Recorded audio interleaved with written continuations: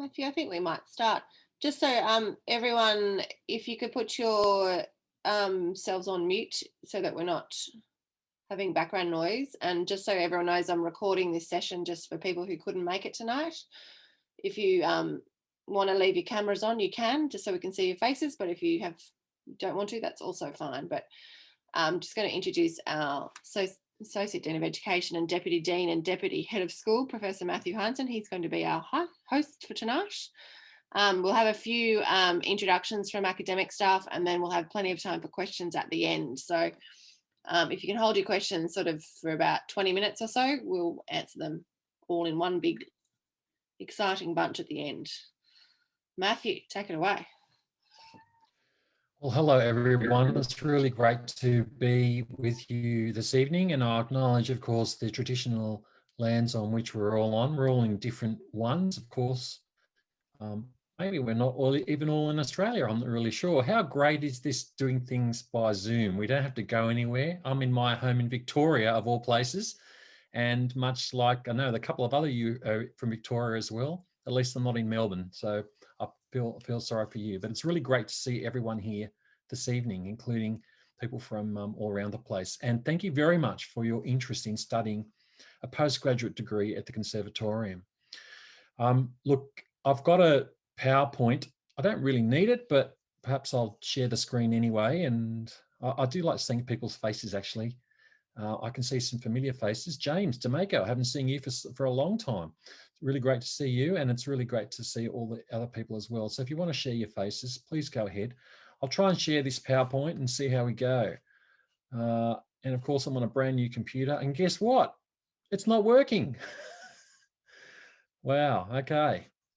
How amazing. And I'll try this one, see if this works.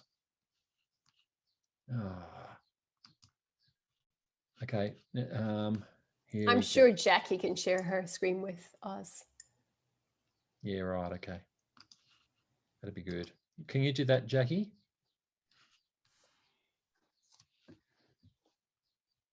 And thanks also to all the staff that have come along tonight. We've got look, one of the great things about studying at Conservatorium, and one of the reasons why we do have so many people wanting to study with us, is the range of staff, and they're all absolute experts in their field. And I can say that from experience, they are really quite amazing and diverse as well. We've got so much expertise on our staff.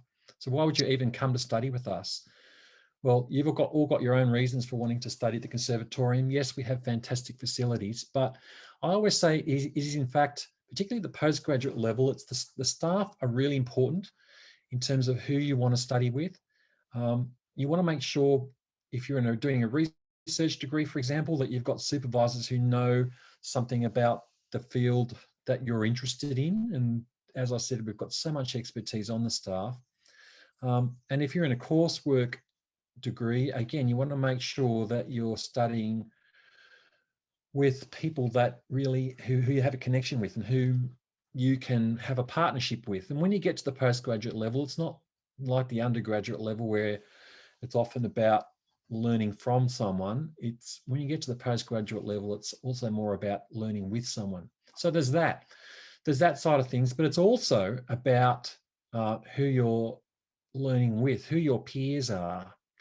And you can see some good reasons there. But I mean, look, the thing that's not mentioned on there is the fellow students and the fellow postgrads. And I know I did my postgraduate, I did my master's at the University of Melbourne and my PhD at Sydney. And the people with whom I did that degree, they're still in the music industry now, and they're not just good colleagues, but they're really good friends. And that's also important. We want to make sure that our students studying at the Conservatorium also have a really positive experience in terms of student engagement, because it's not just about you, it's about how you interact with everyone else as well. If you can go to the next slide, Jackie.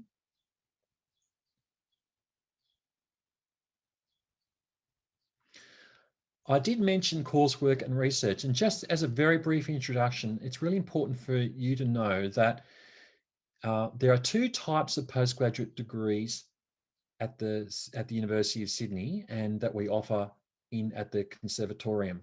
So one's a coursework degree. Now, the coursework degree is really about you furthering your craft. So whether that's performance or teaching, so it's like a continuation of undergraduate studies in a way, but obviously at a much higher level. So if your aim, for example, if you're a performer and your aim is really to become a better performer and really hone your technique and your creativity, the coursework side of things is for you. Similarly, if you've done a previous degree and you want to get a teaching qualification to enable you to teach in a school, we have the Master of Teaching as well, and James Humberstone will tell you about that very shortly. The other side of the degree is the research degree, and that's all about how you are going to make your own contribution to answering a particular question, a particular research-based question, what contribution are you going to make to new knowledge? Now that sounds pretty vague because anything could be new knowledge, but it's a different sort of approach. You come at it more from the point of view of what's the question you're trying to answer, not just and you have to have a question in the first place to do one of those research degrees. And so you can see we've got the masters there, we've got the DMA and the Doctor of Philosophy. Now, just out of interest, you can, for example, do a Master of Music Studies in Performance and then go on to do a doctorate if that's what you want to. And there's particular frameworks that you'll engage in to do that. You'll notice that if you're a composer interested in doing a postgraduate degree, then the only option, or a musicologist, the option is to do a research degree because composition is intrinsically research. We do have a Master of Music Studies in composition, but it's not being offered at the moment. Okay, so look, as I said, I've got amazing staff here, and I've just given you a very brief introduction here, and I think that's all you need to know. We'll have plenty of time for questions later, but perhaps we'll hear from the staff who give an introduction to those particular areas. So if I can pass over to Helen Mitchell, who'll talk about the Master of Music Performance by Research, the PhD, and the DMA. Helen. Thank you, Matthew. And I know I've got Chris Cody here as well, who will also be able to answer some questions. He's the Deputy Director of HDR. So the Master of Music, or the DMA, is something you might like to consider if you are thinking research, but you're also thinking in your performance or your composition stream. So it's not, we're assuming at that point that you have earned your chops, you have learnt your chops and you have demonstrated them, but you're now interested in honing them in a research direction. So we're not thinking recital or and dissertation, but rather we're thinking thesis, and that your thesis will comprise both your creative work, we don't talk about recitals anymore, we talk about creative works, and also the dissertation that's going to comprise the thesis that we send out for examination. If that's something that interests you, then we're interested to hear from you. We scaffold your entire approach, especially for the Masters and for the DMA. And we work in the first year.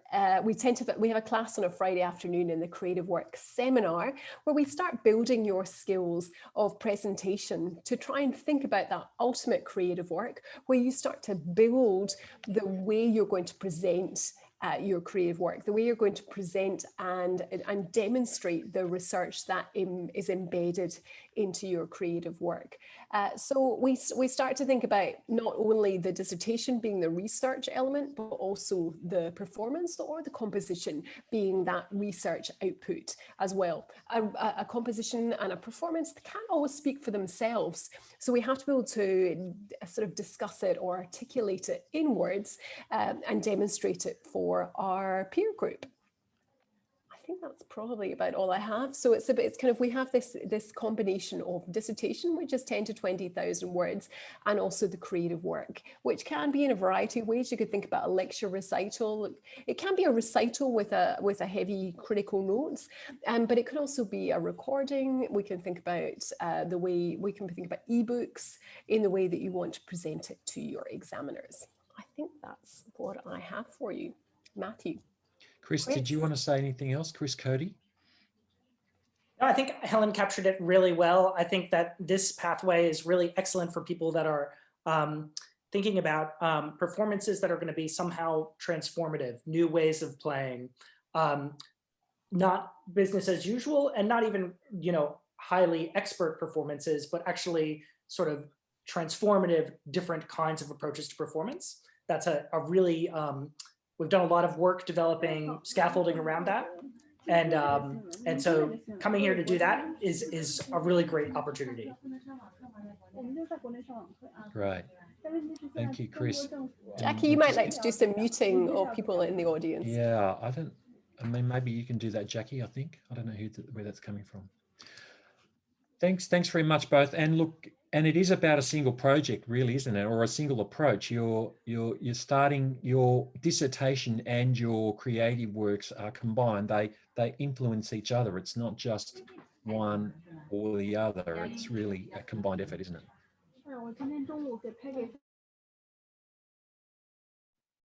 Yeah, that's right, Matthew. They're very much linked and happening all at the same time. And that's one of the things that makes this, particularly the DMA degree, unique in this context compared to what it looks like in the United States or in other places. This is really an effort to do something new, to do something that is about sort of growing your artistry in a really innovative direction. Great, thanks, Chris. And I should just point out there, it says 2 years full-time. It's actually 1.7 years full-time for the Master of Music. That's a nice way of looking at it, Matthew. So we want 2 years for it to be finished and examined. So 1.7 is a good guesstimate.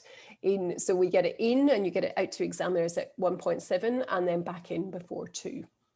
And the PhD and the DMA are 3.5 years work time and then half maximum. So we aim for 3 and it's 3.5 maximum. Right. Okay. So if you want to get it done quicker than that, there is a minimum time, which Helen said is 3 years, and of course you can do it part-time. And all these degrees you can do part-time. So Jackie, can you?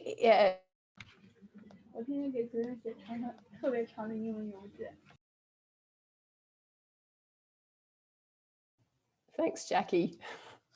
The wonders of Zoom. So you can do it part-time. So the next one is Associate Professor Stephen McCallum. He'll talk about the Master of Music Studies by Coursework. And remember, I said coursework is different from research, and Stephanie will explain about that now. Hi, everyone. Yeah, our coursework degree is designed to give you a space to grow as an artist. We've focused very much on the idea of expanding your ability to communicate with your music. And we do it through quite a large umbrella of different scenarios. So we're focused very much on classical performance musicians. We have a lot of orchestral type players or players who aspire to enter orchestras. So they're building up their audition material, they're working on their ability to get across their ideas, their musical ideas, through a sort of polish of their technique. And so a lot of time will go into practice and into preparation for actual live performance. We have a lot of international students coming into this course, and many, particularly in the area of piano, are interested in expanding their abilities on their instrument and learning about a wider range of repertoire with a view to perhaps doing teaching at a later stage, pedagogical work of all sorts. So just deepening their knowledge of the whole communicative process of being a pianist. We have streams for jazz musicians, streams for non-Western instruments, which are just beginning, and streams for contemporary music. But yeah, most of those new streams haven't got too many students in them as yet. So if you're thinking of going into that, you'll be an innovator. But our main group, the classical musicians, which also includes some vocalists, get together in a performance seminar to perform to each other, and also to try and learn the skills of articulating their thoughts about music, to comment on others in a positive way, to discuss the whole idea of music itself and what it means to be a performer, what it means to communicate through your art, and how that fits into our society. You know, you can imagine that just at the moment with all the disruption through COVID, that's given us a lot of food for thought about different ways that we might put our music forward into society and still communicate with our instruments. The course itself is structured over 3 semesters. And in the first semester, it's a sort of time to make contact with your teacher and to settle in. People do a lot of ensemble work as well during this period, but there's no major recital in the first semester. In the second and third semesters, though, you'll give a public recital, and part of that is the curation of the program itself and the writing of what we call critical notes or scholarly program notes, so that there is a requirement for the ability to write and to speak in English to a certain level. But much of the assessment is, of course, through your ability to communicate on your instrument. Alongside all of those things, you can do electives. You can also use it as a transition pathway to a research degree by simply moving through electives that give you some experience in research skills. There's an opportunity to formulate an abstract or an idea for a dissertation, and to try out your skills with a dissertation before you move into a research degree, if that's the area that you'd like to move in. So I think that covers it. And of course, we can have questions later. Thank you, Stephanie. And Stephanie, if we just go back one slide. Indeed, we do have programs in Master of Music Studies for contemporary and for jazz. And in fact, I was reminded of that because I think that's Gurumul playing in the picture in the last slide. I can recognize that right-handed guitar technique anywhere. So he didn't do a degree with us. I think he might have got an honorary doctorate, I'm not sure. Anyway, so on to Rowena, on to you. Oh, oops, go back one further. Good evening, everybody. It's a pleasure to be here, and I hope that there are some people who are thinking about studying opera with us here at the Sydney Conservatorium of Music. We think of our courses here. We have 2 courses. One of them is a graduate diploma in opera performance, and the second one is a Master of Music Studies opera performance. The first of those is a 1-year course, and the second is a 2-year course. So we think of these courses as a preparation for professional practice in opera. In other words, for the profession of being an opera singer. As such, of course, you do intensive work in vocal and musical development. You look for excellence in singing, an individualized repertoire, and work in language and diction. We do intensive work on singing technique and style. And this morning we just had, for our opera singers, we had a course in a masterclass in 19th century style. And we will follow that up tomorrow morning with another masterclass on 18th century opera style. And so, of course, we are looking at characterization and using performance imaginatively. One of the things that's really important to us here at the Conservatorium is that we don't just fill you with a whole lot of information, but really encourage you to explore what you can do and what you can bring to the music that you make that makes you compelling as a performer. So that's a very individual thing, and it's something that we are very strongly aware of.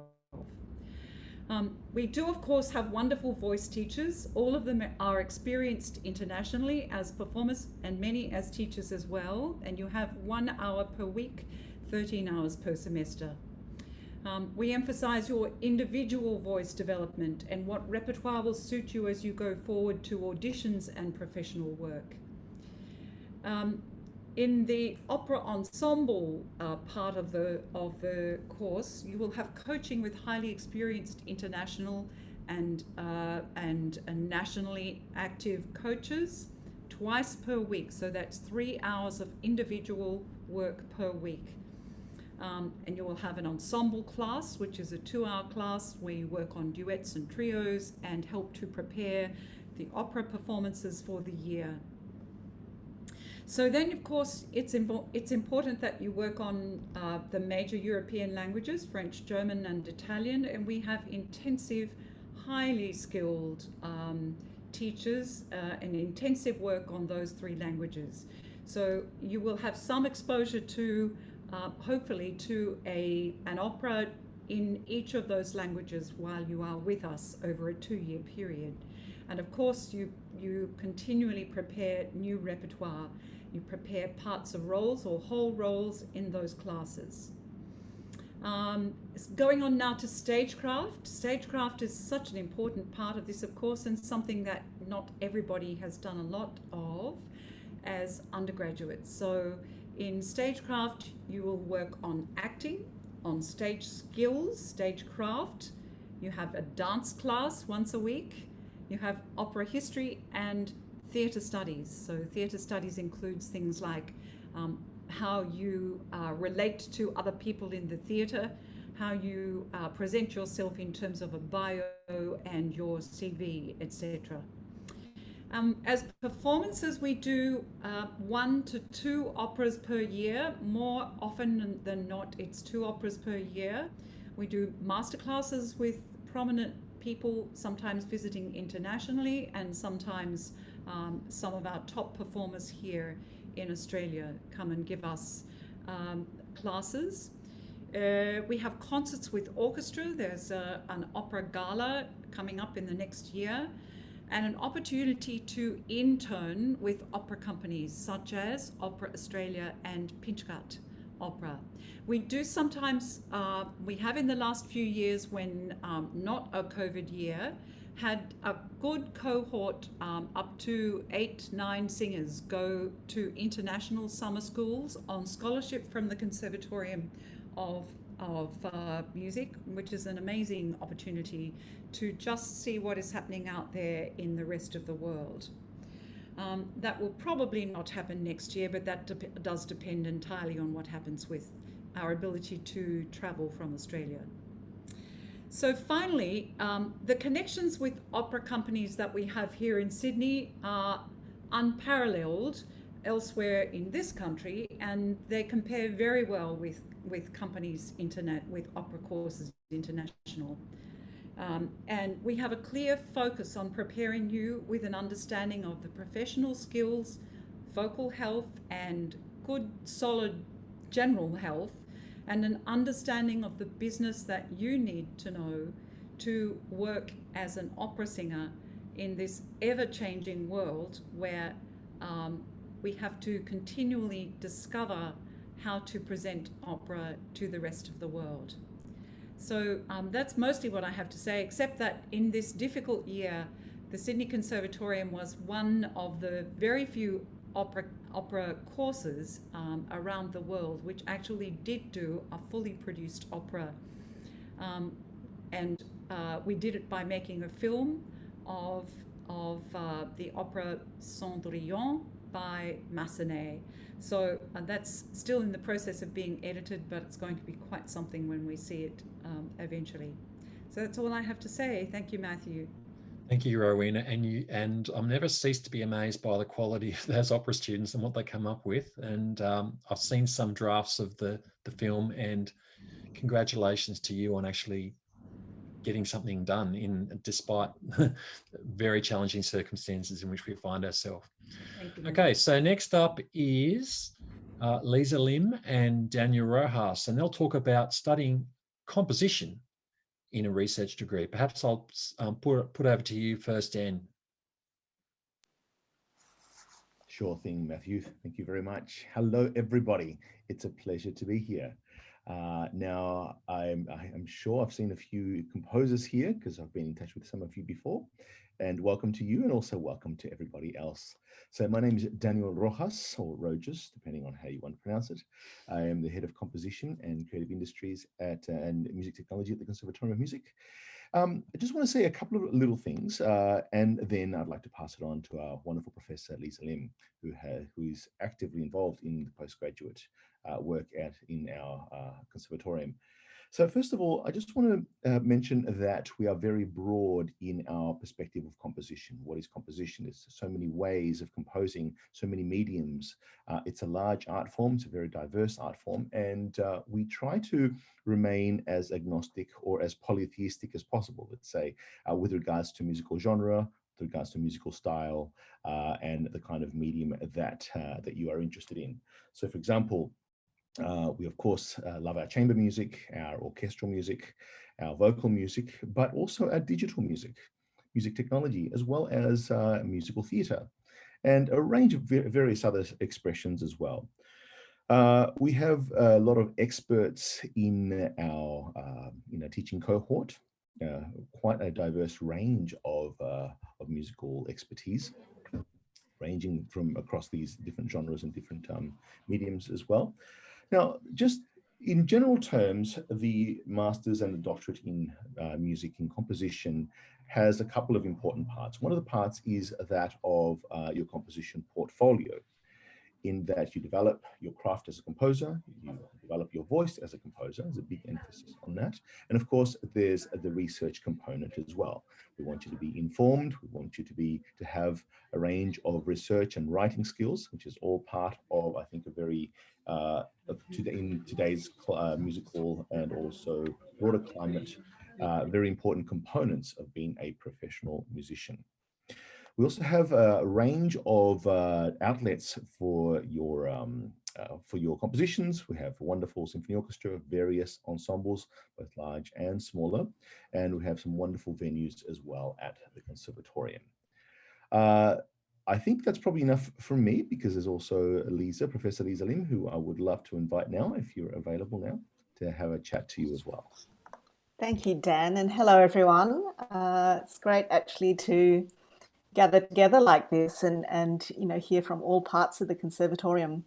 And as Dan said, there's composition is a really large cohort of students, and also very diverse staff, both in instrumental writing and the electroacoustic area. I feel that there's certainly the expertise to deal with all kinds of potential questions that you may have in your practice. I suppose that the main thing to say from my point of view is that doing a research degree is really about centering your particular practice as an artist. So yes, you produce a portfolio, you write a thesis, but they're really interlinked. And the thesis writing research really needs to inform the compositional work, be reflected in the compositional work, and at the same time, the composition drives the research. So I think this is a really important aspect of the work that goes on here.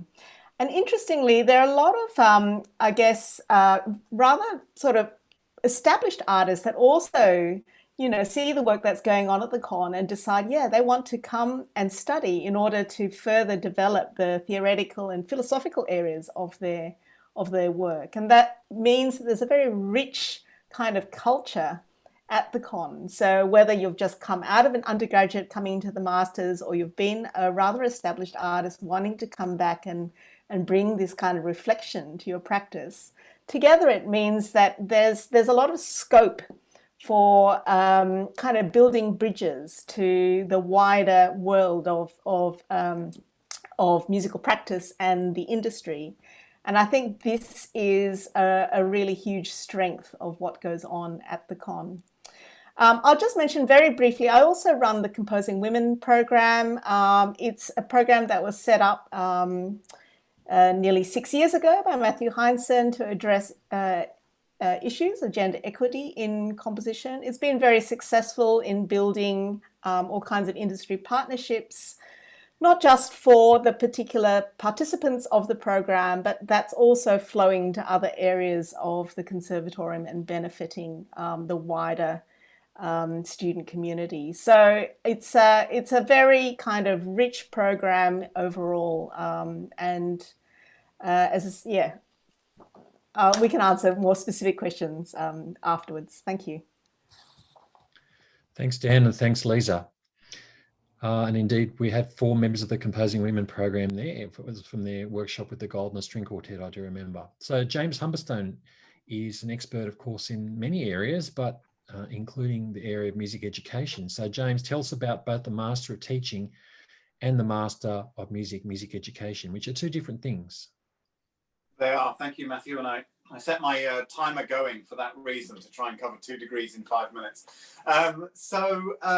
I'll start off by talking about the Master of Teaching, which was a new degree this year. We've got a cohort of about a dozen students going through that at the moment. It's been very successful first run out. So we're really looking forward to getting a second cohort through next year. So the Master of Teaching is a teaching qualification. It's for people who've already done a degree in music, or maybe a degree in art with a major or a minor in music.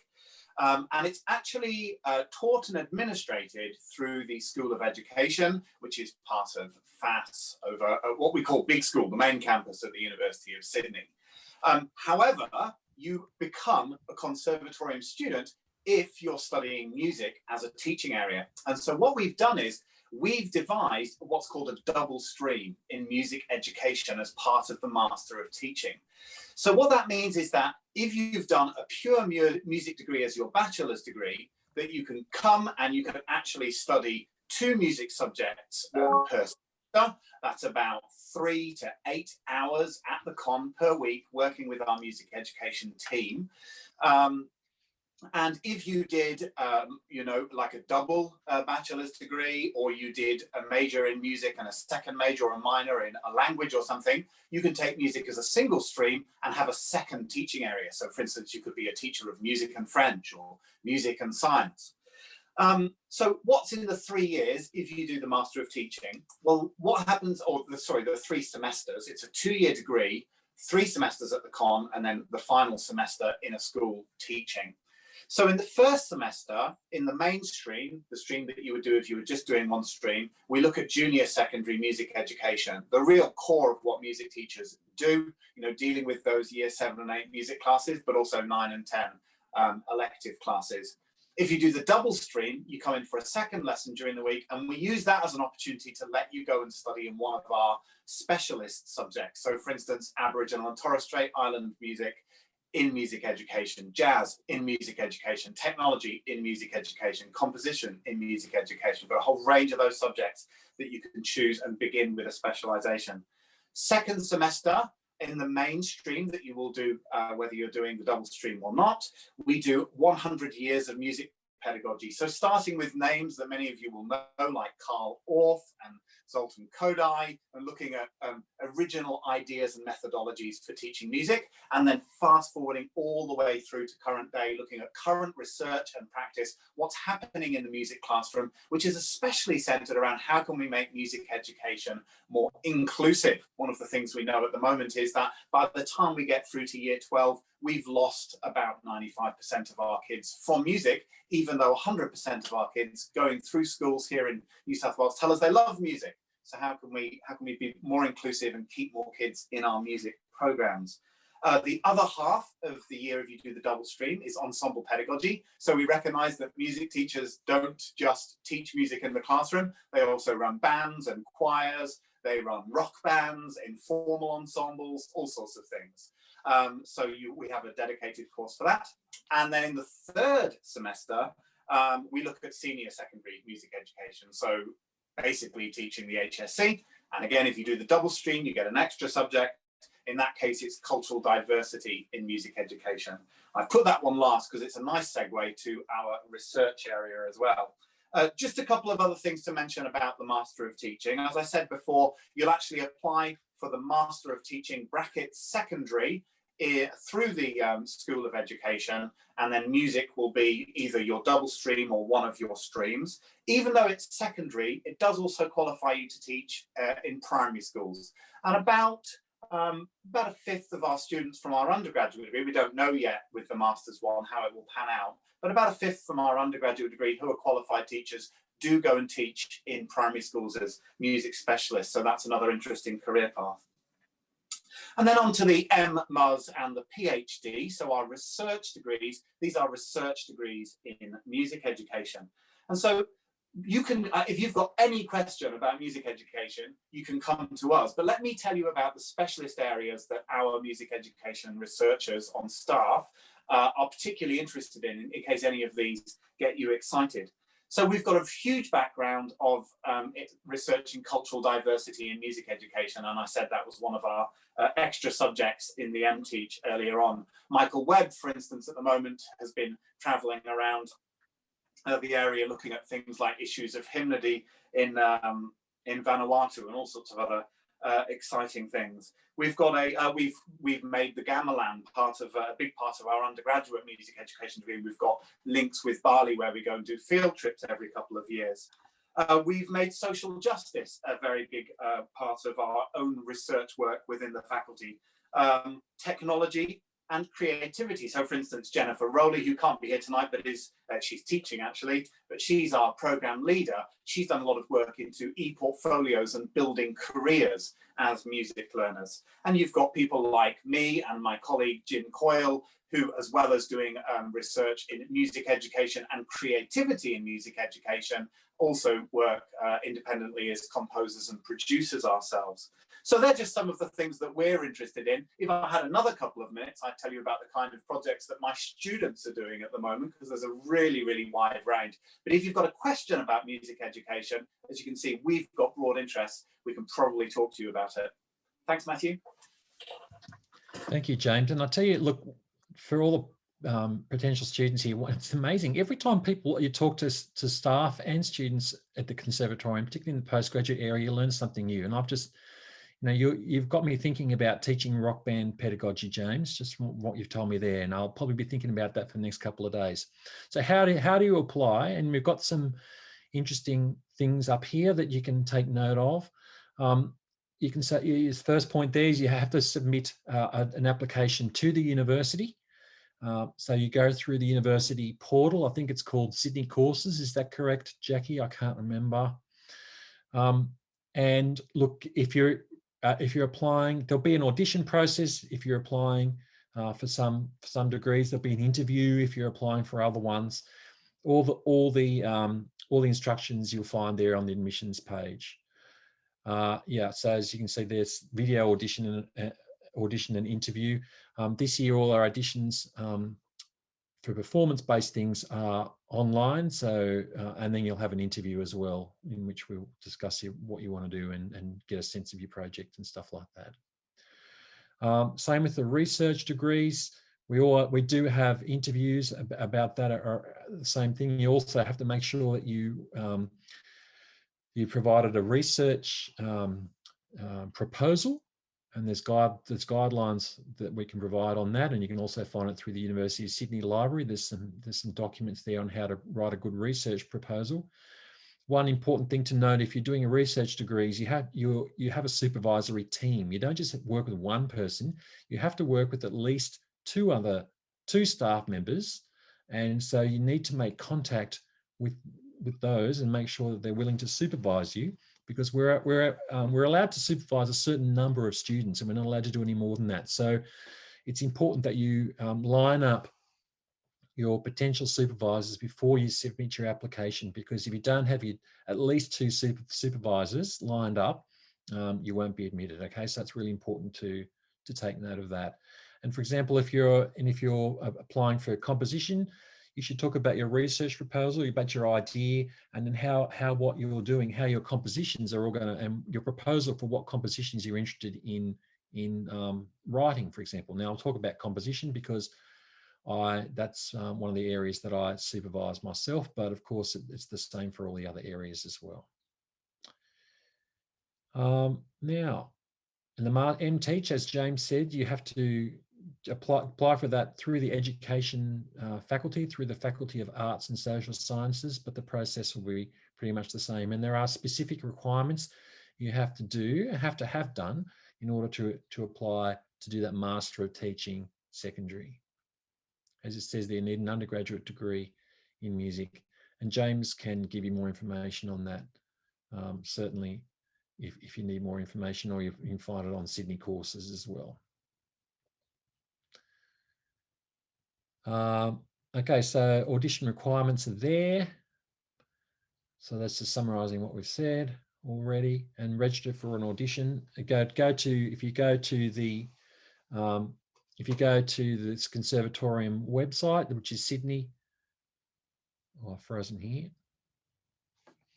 If you go to sydney.edu.au/music, and there'll be a link there to how to audition. And we've got the closing dates there, so we don't have much time. If you want to apply to start in semester 1 next year, all right? So get your skates on if you're interested in doing that. There may be some flexibility, but look, we can't guarantee it, right? So make sure you get your application in by the 31st of October. So, okay, so question and answers. And perhaps, yeah, so you can use the chat box in Zoom's probably the easiest way. And in fact, if you have questions which may be relating to specific areas that you think maybe people won't be interested in, I'm not sure if you have the ability to chat with people directly, but look, don't be shy. We're here to help, and we'd love to hear your questions and hear what interests you have. And so please ask away. Scott's just put up some great links too for applying for postgrad. If you want to note those in the chat. Right, so Gareth asked me a question, which I think is a really great starting point, Gareth. Thank you for that. And it's what's the best way to find a supervisor who could match your interests? So for that, the best way is to use our website. Now, all of our staff are up there. There is a link up there, and I was using it the other day actually to find some people across the university in an area that I'm interested in. It was called Supervisor Connect, but you can find a researcher and you can type in the area of interest that you have, and then it searches all our profiles for people who have that interest area, and you can just email them as you would then. The other thing to do is to check the Conservatorium website, because they've got all the staff listed there, and you can, so for example, you're a jazz musician, you can actually look through their biographies of the jazz musicians and do your own research there, and you might find by doing that, there may be some more information there that you might find might be relevant to your project. It is important to find somebody with whom you have an intellectual connection in terms of what you're interested in and what you think they may be interested in. That said, you never know what people like getting requests from potential students in terms of being interested in a project area. So don't be shy in approaching staff. This is what we're here to do. And if for example, we don't think that you're right for us, we'll probably know who is and be able to suggest someone else there. Matthew, can I pick up on, I've got questions from Tom and from David again, and this is on our postgrad research degrees. So is there capacity to do so via distance? We're getting very good at distance. So all of our postgrad classes and contact hours are taking place on Zoom at the moment. So I think we've set the precedent, so there will always be potential to do it via distance. In terms of the contact hours, in making sense of the world. In terms of the fixed classes, we have a Friday afternoon. We start with a little research methods catch up and development at 1:30, and then we have a creative work seminar from 3 till 5. on a Friday afternoon. And we do have flexibility within that if you are in full-time work, to make sure that you catch up with everything and take part in everything. I'm just reading the last one.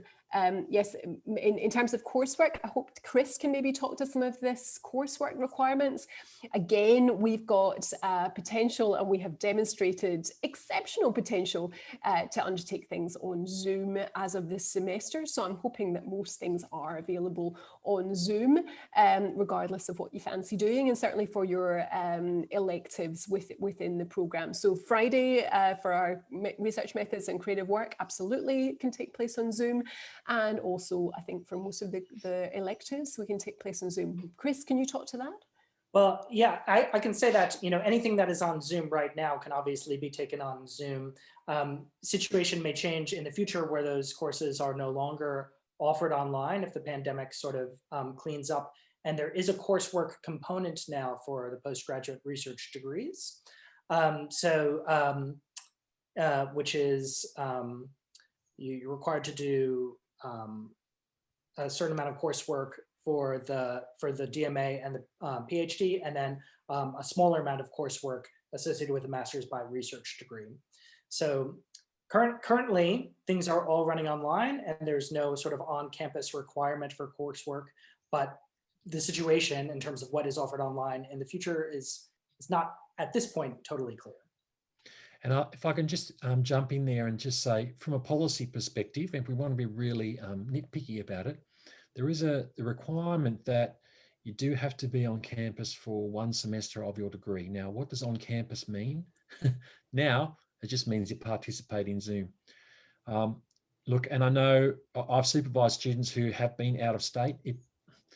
It can be a bit tricky, but what I'd say to you is you need to be a little bit flexible and willing to come up to Sydney and take part in certain things for your own benefit, okay? And it may well be, I mean, some people come up for a couple of days and have really intensive face-to-face conversations with their supervisor, or work with performers, or do whatever they need to do for that intensive time. So it can work if you're remote, and obviously it works now if you're remote, but just thinking long-term, there is a benefit from working with your peers that you get from being somewhere in person. And for example, even attending the Friday afternoon seminars can be really useful in terms of just making connections with other people. So just bear that in mind. It's not that it's not possible. I mean, but we do have some requirements. Now, David Turner asks, is there a part-time option length of DMA? 3.5 years is the full-time equivalent. So if you're doing it part-time, I think you've got up to 10 years to finish from when you start. But get on with your lives. Don't take 10 years. No, Matthew, that sounds terrible. Well, some people do take 10 years. Not too many. Yeah, not too many. Okay, but that's the. So that would be with breaks, and I mean, it's also really important. We don't work in years in grad. Certainly in research grad, we work in research periods, and there are 4 of those a year. Research period 1 works kind of January, February. Then research period 2 and 3 kind of line up with semester 1 and 2, and then we have another research period 4 at the end of the year, sort of November, December. So it's making sure that you pop in and out, so you suspend if necessary, if you've got time, if you've got your work, if you've got commitments, if you've got professional work, that you pop in and out. So rather than stay enrolled the entire time, it's like be really judicious about when you're enrolled and when you're not enrolled, to make sure that you don't run out of time at the end, because that's a terrible situation. We want to really make it fit in with your life. Yes, you can't go over that time limit in terms of the amount of time you use, but there are ways around it to extend it. David Gresham asks, did the Con have any plans to create postgraduate study with classes taking place outside regular work week? David, that's a conversation which we are continually having, and there are some units which do run outside existing work times. In terms of the MTeach, and James, you might know a bit more about that. You in fact said that Jennifer Rowley's teaching right now. Yeah, that's right. I was about to jump in, Matthew. So obviously with the Masters of Teaching, quite often people have graduated and they've spent 10 years doing a lot of studio teaching, taking school bands, that kind of stuff. So we run all of those classes in the evening, 5 till 7 or 5 till 8, depending on whether they're 2 or 3 hour classes. However, there are then some things that are at the other campus in the education school that are during the day. But our first cohort of 12 have told us that it's quite easy for them to just sort of organise to work about 4 days a week and just get all of their uni stuff done in 1 day or maybe 2 half days. Don't know whether that's the case for the research electives or not. Yeah, look, it's something we're continually looking at, David, and I dare say in the near future there'll be many more electives running in the evenings, just because people have to work, and that's particularly in Sydney. If those who live in Sydney, it can be very expensive. We're very aware of that. Ahmed asked me, look, you want to study MMUS in conducting major, if there are any options. We used to have a Master of Music Studies in Performance in Conducting. That doesn't run at the moment. You can do a research degree in conducting, which isn't quite the same. We've explained earlier on the difference between a coursework and a research degree. There will be in the future, the conducting degree will be returning to the Master of Music Studies, but it's under review at the moment. And so it'll probably be a couple of years until that actually happens. But in the meantime, the research degree is open if you meet those criteria. Jolin's asked about if for the postgraduate research, do we need to find supervisors before we apply?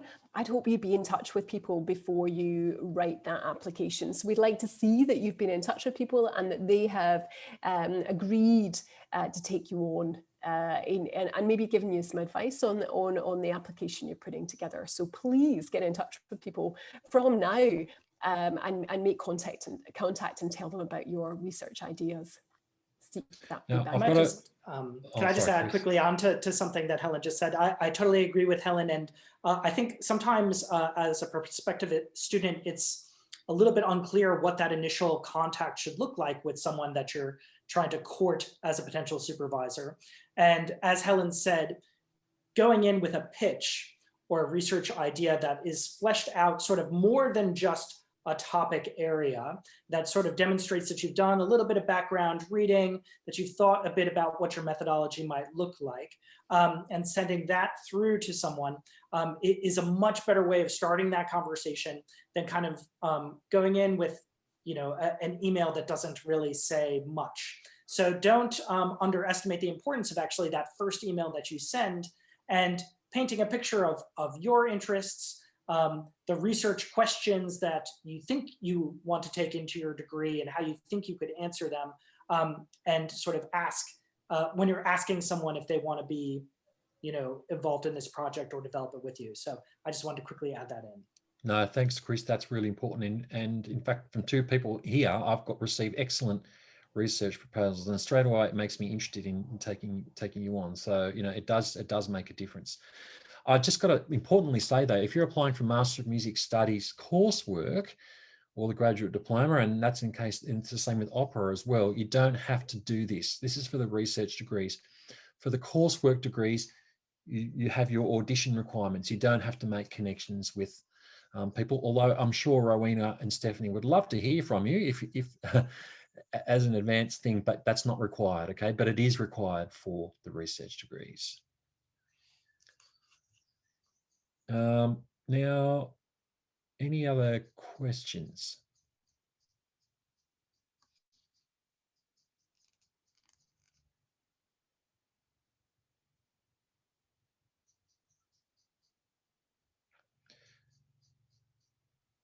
Do you, look, is there anything that you'd like further explained in any of the areas? We've got about 5 minutes left. If it's something that didn't really make sense the first time, because if it didn't to you. So Jolin's just asked how many hours a week will we get with our supervisors? If you're in the research degree, whether that's MMUS or DME, we talk about supervisions rather than lessons. And with your supervisory team, it's like a golden ticket. I would give you 12 every 6 months, and you work out with your supervisory team how many hours you spend with each of them, or sometimes that might change. Sometimes you might spend more with the primary supervisor, and then you might spend more time with your secondary supervisor a little bit later on. It just depends on how you choose to deal with the situation. Jolan, is that for the research degree? What about, maybe Stephanie can answer for the Emma studies as well? Yes, for Emma studies, there's 13 one-to-one lessons with your chosen teacher, where they've got room in their studio. The other thing I should just add, apropos of applications, with the Coursework Masters, we're really looking for a very sophisticated quality of performance, and unless you make us a decent quality video, it's very hard for us to hear what you can do. So I would just urge you to make sure that you create a video that is of sufficient quality that we can hear the good things about what you're doing. Can I say that all postgraduate study and relies a lot on you being self-motivated, and that's obvious because you're here today. You've made the point to come along to this presentation. The further on you get, the more self-motivated you're going to be required to be. We don't necessarily, particularly at doctorate level, we won't chase you, or we don't want to, because it's supposed to be a partnership, and we're supposed to be, really involved in doing things together and working together. But we really want you to really want to do this, because it is a big commitment. It's a big You're commitment. with it for 2 to 3 years of your life, so you want to know that you want to be doing it. Now, I see that Omid has just asked, is the original proposal, is that the project, or is that only the entry requirement? It is possible to change, but we'll hope that you can redo that research proposal to show us that you've done the background, you've got a sense of the field, and that you've developed a new plan. So it's kind of, there is still a requirement. If you come in with one project and you change, we want to see you've done the same amount of work on it to make sure that we're confident and comforted that you're ready to undertake it. It does happen. It sometimes happens mid-candidature, but we look for that change of direction, and we require the same level of engagement as you made the first time. So yes, it's possible. I've had somebody just change, has been away for a year and has come back and has made the change and presented, funnily enough, in our Friday afternoon seminar, and showed us how his new proposal is going to be similar but be different to his original proposal. And Gareth has just asked me if we recognise prior learning and or experience as credit. We may do. It depends on what level it's been done at. Prior experience, probably not, but prior learning, there are rules around that, and it is possible, but it depends on what you've done and what you want to get credit for. So look, thanks very much everyone for joining us today. I'll just put a comment in the chat in case anyone wants to contact anyone. The great thing about this university is that there is a formula to our emails for just about everyone. And if you want to make contact with anyone, you use that formula, first name dot last name @sydney.edu.au. And as I said, we're all very happy to hear from you. The closing date is 31st of October. I will say you've got to do things like get your transcripts and stuff like that if you've come from other universities. So, and there are rules around that. There are also rules for admissions to different degrees, including you have to have done a certain level. For example, if you're doing a research degree, generally we require honours. There's all sorts of things like that. Now that'll be all on the admissions page of the university website. So, but you make sure you get all documents together before you put your application in. Rowena's falling asleep here, and that's fair enough because we've been here for an hour. Thank you all for joining us. Felix has just asked one question. Okay, and that's an interesting one. You've studied media and comms with music and philosophy at main campus. Is it sufficient? That's a good one to ask, Felix, and it may well be. It may well be. We'll have to have a look at what you've done and where the gaps in your knowledge are, and particularly if you haven't done honours. But if you're a MECO student, I know you guys. I used to love teaching you guys. What a great bunch of people you are. So we'll have to have a look at it and we'll assess it on its merits. There are rules, And it may well be in some cases we require you, for example, to do an honours year in music before you can go and do your research degree. But there are different ways around that and different considerations. Thanks very much for all of you for joining us, and thanks to our staff for making your time available. It's great to see the staff, and as you've seen today, really such expert opinions. And so I hope I'm actually really excited by this session, and I'm really excited by hopefully meeting all of you next year. So thanks very much for coming, and please be in touch. Bye for now.